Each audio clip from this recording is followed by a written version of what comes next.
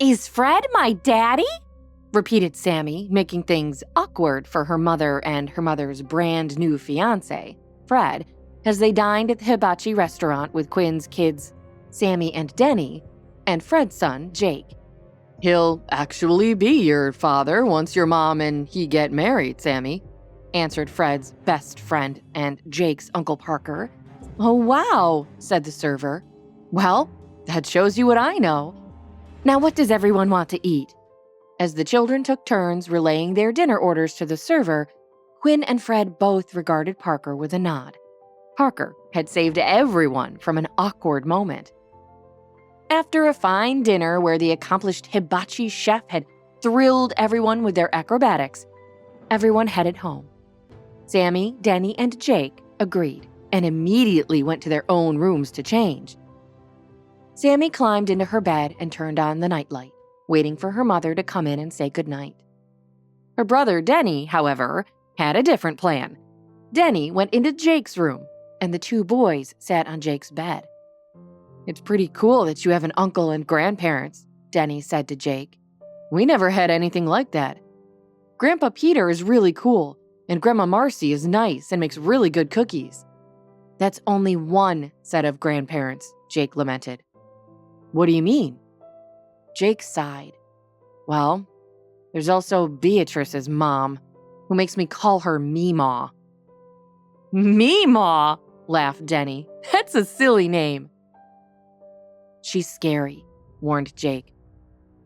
She can be really nice one minute, and then she just kind of snaps and turns into someone else. When my mom gets mad, she yells a lot. When Meemaw gets mad, she gets very quiet. And believe me, that's scarier. Because it's meaner. I don't know how to explain it. Dang, said Denny. Our mom's parents both died before we were born, so we've never had grandparents. I mean, Nora is the nanny and she's helped raise Mom, and now she's been with us our whole lives. So that's kind of like a grandma. I guess so, in a way, agreed Jake. Do you think you'll ever have other grandparents? I don't know, sighed Denny. But thanks for letting us borrow Grandpa Peter and Grandma Marcy. They're great. And they didn't treat us like babies or treat you better than us. They treated all three of us the same. Yeah, I'm pretty lucky, I guess. Suddenly, the boys heard Quinn coming down the hall. Quick, said Jake. Back to your room. We'll get in trouble. Oops, squeaked Denny, springing up from the bed. Night, dude. He saluted Jake and crept out the door. Quinn smiled as she went between the three rooms, connecting with each child as they went to sleep. Life certainly was strange, she thought. But for this one moment, everything was calm and peaceful. Across town in a holding cell of the city jail, Beatrice Smith was a sight to see with her disheveled hair and rumpled designer suit. Her shoes were scuffed, and her eyes looked like those of a bedraggled raccoon after crying had melted her eye makeup. Beatrice had now been in this cell for 2 days. She was in trouble for hatching a kidnapping plot against her estranged husband's new fiancé, Dr. Quinn Murphy. A pudgy female guard walked up to the cell. Inmate Smith Beatrice, called the guard. Beatrice jolted into action, raising her hand.